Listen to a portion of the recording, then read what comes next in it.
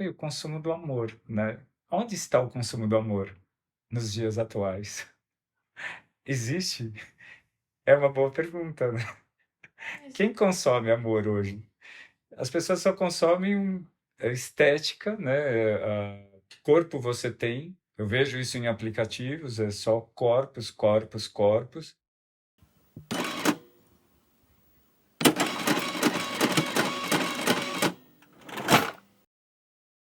Tem coisas que são muito pessoais, assim, nem minha psicóloga ainda conseguiu, tirar essa nuvem que tem na para me deixar mais nítida essa questão, né. Eu trabalho muito com nu, é um dos pilares do meu trabalho artístico, mas eu busco muito mais, assim, o comportamento, aquilo que está acontecendo naquele momento. Não sou uma pessoa que, está acontecendo, por exemplo, um movimento político, está todo mundo fotografando isso, eu não é isso que eu quero dentro do meu trabalho, é muito mais voltado para o comportamento individual, os sentimentos de cada indivíduo, aquilo que eu entendo, né, de sentimento, de sofrimento, de questões, e então é isso que eu busco dentro do meu trabalho. São esse tipo de comportamento. Tem um pouquinho de humor em algumas séries, por exemplo, tem uma série que foi minha segunda, né, que eu fui convidado para participar de uma exposição coletiva que chamava Ofertas, e aí o galerista falou assim, que se eu entregasse um trabalho legal, que eu participaria. E aí, dentro desse comportamento eu fiz a Quentinhas Luxuriantes, foi em 2012 isso, e são marmitas que eu fiz uma pintura eletrostática, nas marmitas de alumínio, fotografei pessoas nuas fazendo a oferta dos corpos, fazendo uma analogia com os sites de relacionamento. Eu não conhecia aplicativos, né, que hoje eu acho que faz muito mais sentido com os aplicativos, que eu estou refazendo inclusive essa série. Então, e ele tem um pouco de humor, mas ele fala, o que importa, o importa é eu comer, não importa o quê, né, não importa o ingrediente, não importa o que a pessoa é, ela só quer se satisfazer naquele momento. Então, todo o meu trabalho, ele tem um significado, tem uma reflexão em cima das questões, né, porque quando você se veste, você criou um personagem. Seja lá, se você vai num casamento, você veste um terno, você virou uma outra pessoa. Você vai para uma praia, você está de sunga, você já está um pouco mais vulnerável para ser um pouco mais de você mesmo. E assim sucessivamente, né. Então, o nu para mim ele tem uma questão muito forte e muito interessante, né, porque as pessoas têm muito preconceito com o nu. Eu quero passar uma mensagem através das minhas fotografias, né, uma naturalidade e a beleza do corpo. E eu vejo que quem está assistindo uma fotografia minha, quem está vendo uma fotografia minha, vai para o erótico, ela vai para o consumo daquele corpo, ela quer consumir aquele corpo de uma maneira sexual mesmo, né? Ela sexualiza o trabalho, e não é o que eu busco uma coisa mais natural e uma beleza. Cada um vai ler de uma maneira aquilo que foi exposto, né? E está tudo bem. Cada um enxerga aquilo que está dentro do seu universo.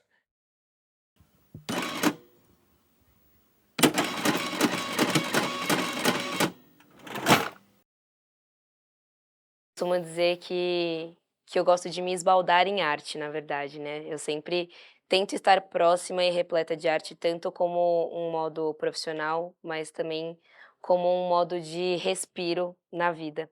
E aí teve um professor meu que foi uma das pessoas que ficou assim, sabe, uma pulguinha atrás da orelha, que uma vez ele falou pra mim: "Olha, você dança muito bem". Mas você também precisa fazer teatro, você também precisa fazer canto, você precisa fazer inglês. E aí foi a primeira vez que eu parei para refletir e falar: "Putz, eu preciso me expandir um pouco desse lugar que eu tô, que para mim estava ficando confortável, sabe. Eu preciso pensar nesse lugar de uma pessoa que também é uma multiartista, né, vamos dizer assim, então que é uma coisa que é muito necessário hoje em dia. Eu acho que artistas do corpo, no geral, a gente tem esse lugar de uma constante venda, né, e essa constante exposição, assim, do corpo também, né. E aí, isso, eu acho que dentro do nosso universo atual, de eu preciso fazer, mas também acho que tudo tem um tempo para se reverberar, para se criar. Então, dentro da sociedade tem, por exemplo, né, ferramentas de redes sociais hoje que a gente divulga diversos vídeos, né, tem essa coisa de tipo assim: "Ah, eu sempre tenho que estar postando que eu estou dançando em tal lugar, que eu estou fazendo aula", porque parece que se a gente não posta, a gente morre, né. O artista ele apaga no momento que as pessoas não estão me vendo. A gente não tinha essas ferramentas, né, e aí a vivacidade do artista é estar na cena, é estar no palco, e a gente vai invertendo um pouco alguns valores hoje, né. E não é muito por aí, né, às vezes a gente entra nesse lugar de alta demanda, de alta produção, de fazer várias coisas para estar expondo esse corpo a todo tempo, e eu acho que isso faz com que a gente perca o valor de trabalhos que possam gerar realmente frutos muito bons, assim, sabe? Que é esse momento primordial da pesquisa, que eu acho que quando a gente tem esse momento de refletir e de pesquisar e trazer coisas para a cena que realmente reverberam na gente de alguma maneira, ou que a gente se aprofunda naquilo, ela tem uma verdade completamente diferente do que você me vê dançando 15 segundos. É isso, a gente sempre anda, acho que nessas dualidades, nessas linhas tênues entre uma coisa e entre a outra, né. Então, com certeza, acho que não só eu, mas artistas da cena, assim, no geral, tem muitos trabalhos, onde se implicam denúncias tanto sobre o consumo, mas, enfim, diversas outras vertentes, e não necessariamente, mas muitas vezes a gente tem que recorrer a esses lugares, né. Então, ao mesmo tempo que a gente denuncia e fala, enfim, o quanto isso, às vezes, infringe dentro dos processos, ao mesmo tempo a gente necessita dele, porque é a partir desse consumo, da venda da nossa arte que a gente também se estabelece, assim, né. Então, eu acho que, pelo menos o que eu busco um pouco assim, é sempre entender de que maneira eu vou ter um consumo consciente e uma venda consciente, né. Então, sim, a gente precisa se expor, a gente precisa vender e a gente precisa que as pessoas consumam. Mas se as pessoas vão consumir, de que maneira isso vai acontecer? De que maneira vai ser essa venda? E aí é onde vem o maior cuidado da gente pensar do que a gente está expondo, do que a gente está levando para o palco. Porque se é para vender, se é para consumir, eu acho que o consumo e a venda ela não é um problema. Desde que a gente pense que produto está sendo consumido, que produto está sendo vendido. E querendo ou não, a dança e qualquer arte que esteja na cena, ela também se torna um produto nesse momento. Então a gente precisa, artistas no geral, realmente pensar o que a gente está levando para a cena, precisa ter essa reflexão, para que a gente consiga levar materiais bons, materiais que tragam essas denúncias, que tragam essa reflexão, porque eu acho que a gente descriminaliza um pouco esse consumo, né, porque às vezes a gente pensa ele dessa maneira exacerbada, dessa maneira onde a gente muitas vezes consome coisas que nem fazem sentido, né, a gente quantas vezes entra lá nas coisas, tipo, explorar do Instagram e a gente vê 1000 vídeos no dia, 1000 fotos e frases e depois aquilo se perde, a gente nem concretiza elas, né, a gente assiste 1 milhão de coisas no nosso dia e essas coisas passam, assim, né. Então a ideia eu acho que de produzir algo dentro da arte e querer que essas pessoas consumam, é para que esse produto não te faça sair da mente, mas que esse produto te atravesse.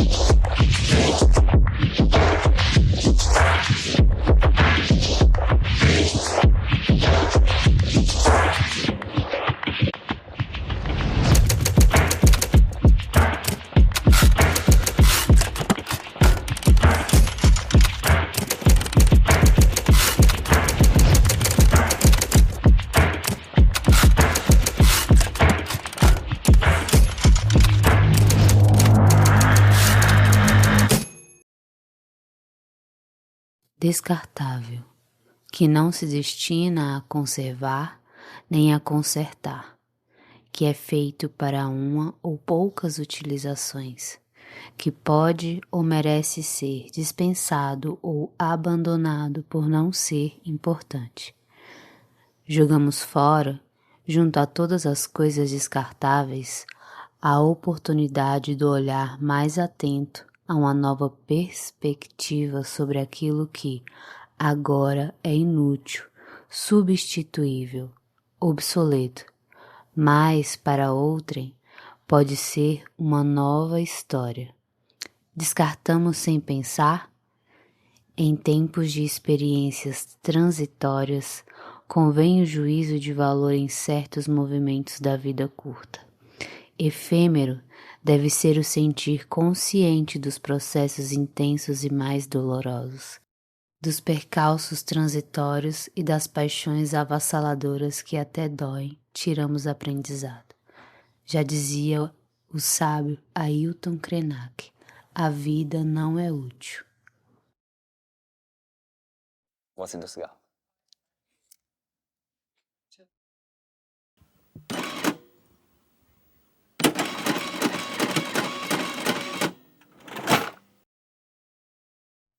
Eu fui muito consumido por violência. Então, automaticamente, era pra mim distribuir muita violência. Já fiz isso muito. Seja em poesia, seja em grafite, seja em rua, em treta, enfim. Eu acho que é uma coisa do consumismo periférico, essa coisa da violência. Por quê?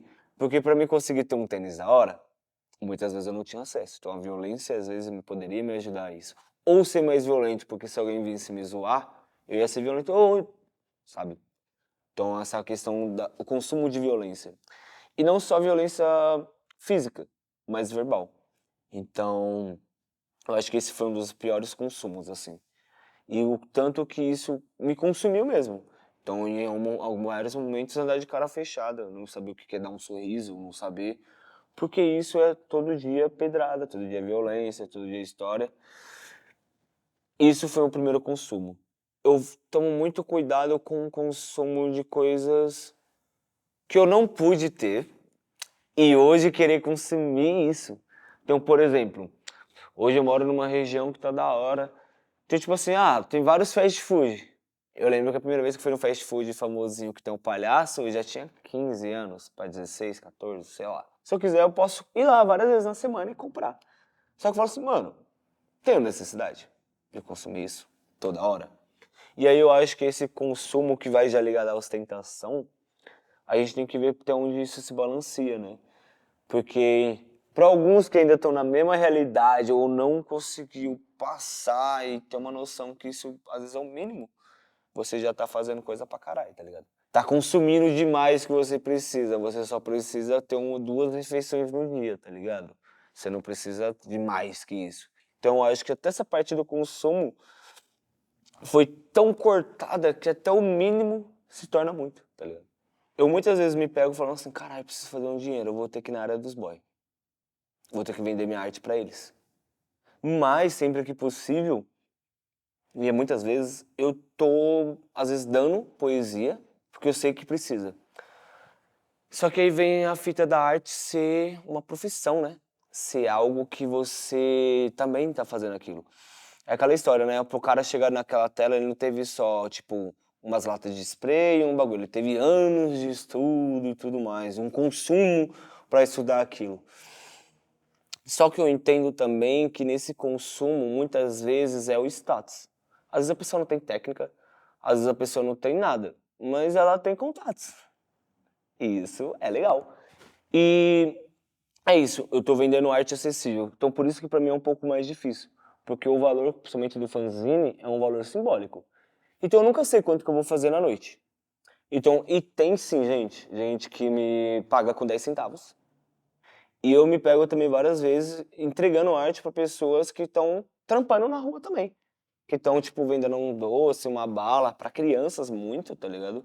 Porque eu sei que aquilo dali é uma pequena pontinha, tá ligado? Eu lembro da primeira vez que eu peguei um adesivo de alguém, tá ligado? Eu lembro quando foi esses primeiros acessinhos de arte, assim, que eu tive. Então é contraditório nesse sentido. Eu preciso vender, preciso fazer, Porque é isso. A partir do momento que eu fui começando a entender isso com o movimento negro, com a Uniafro e tudo mais, eu fui começando a entender também que eu, como homem preto, eu já sempre sabia que eu tinha que andar com RG, sempre sabia que eu tinha que entrar com cuidado no mercado. Só que até hoje ainda, hoje eu sei me posicionar melhor. Por exemplo, antes quando o segurança me seguia, eu ficava emputecido no mercado. Eu xingava, eu brigava e pá. Então eu era o homem negro agressivo. Eu tomo cuidado com isso, por quê? Porque é muito fácil ser o homem preto agressivo, tá ligado? Só que aí, quando eu fui entendendo isso, fui entendendo também que por não ser menos retinto, eu não vou passar por tantas coisas, pro cabelo não ser tão crespo e tudo mais. E aí, o que eu entendo hoje como um homem preto? É o que eu venho tentando expressar na minha arte, somente nas poesias. Eu tento não falar só de agressão. Eu tento não falar só de vivência triste, tá ligado? Eu tenho poesias falando sobre genocídio, eu tenho poesia falando sobre ter uma metralhadora com 12 anos na cara, tá ligado? Mas hoje em dia eu venho refletindo sobre, tipo assim, mano, por que eu não posso falar sobre amor, não de uma forma tão... Por que eu não posso falar sobre a natureza? Quando você começa a ver que você tá de boa, andando ali, consumindo, e o próprio segurança, que é muitas vezes preto também, tá em cima de nós. Aí eu tenho que sair, no final, querer dar 50 conto e falar, ô, valeu pelo particular, tá ligado? Porque...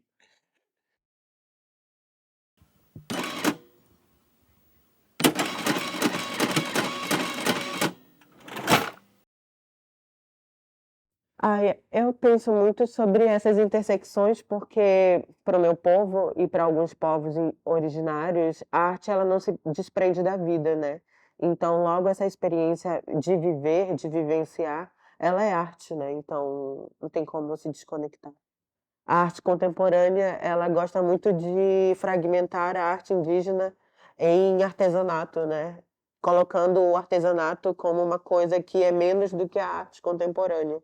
De entender, né? De estudo também, para que as pessoas compreendessem que nós indígenas não estamos só na aldeia ou no passado, né? Que também estamos nas tecnologias e nas tecnologias ocidentais, né? Então, o grafite, né, tem uma construção bastante urbana, né? Então, se pensa que o urbano não se conecta com o ancestral quando muitas das questões ocidentais, elas foram apropriadas da ancestralidade, né? Então para mim também é sobre esse questionamento de demarcação de presença e território, né, do corpo. É super importante o entendimento da pluralidade individual, né, singular, mas entendendo que a força da comunicação ela é feito muito com o coletivo, né. É um processo bem tem às vezes que eu desisto, tem às vezes que eu desisto de mim, mas poder me enxergar também, ver o meu reflexo, ver essa trajetória de todo um caminhar, né, que foram construídos aí com muita luta e com muita força, né, faz com que eu tá, doeu? Doeu, mas acho que dá para respirar e continuar. Tem momentos que é bem crucial, né, onde as contas chegam, né, onde não tenho dinheiro para comprar a comida, que não tenho dinheiro para comprar a passagem, que não tem o aluguel do mês. Mas, mesmo assim, eu acho que todos esses movimentos ainda é possível fazer de forma consciente.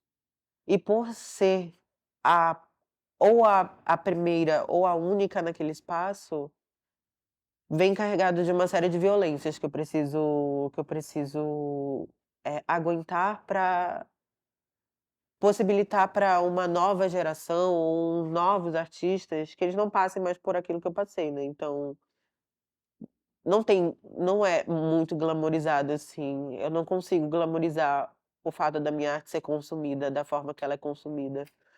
Por muito tempo eu achava que a minha arte ela só poderia ser respeitada se ela adentrasse numa instituição. Eventos de exposição de artes, eu não sou convidada, editais eu não passo, então é muito suscetível essa possibilidade da desistência em diversos aspectos, né. Primeiro porque você não é não faz parte de um grupo que tem privilégios, né. Segundo, que você é uma pessoa racializada. Terceiro, que você não é uma pessoa com recurso, então, onde a possibilidade do acreditar fica por última. Meu propósito não é esse, de adentrar nesses lugares. Eu acho importante adentrar para trazer o questionamento, mas não é o propósito final. O propósito final mesmo é retornar para minha comunidade aquilo que foi retirado, né. É isso que não me faz desistir, é entender a verdadeira ferramenta de educação que a arte possui para a comunidade, para crianças, para pessoas, para, enfim, para todos, né. É isso que me movimenta.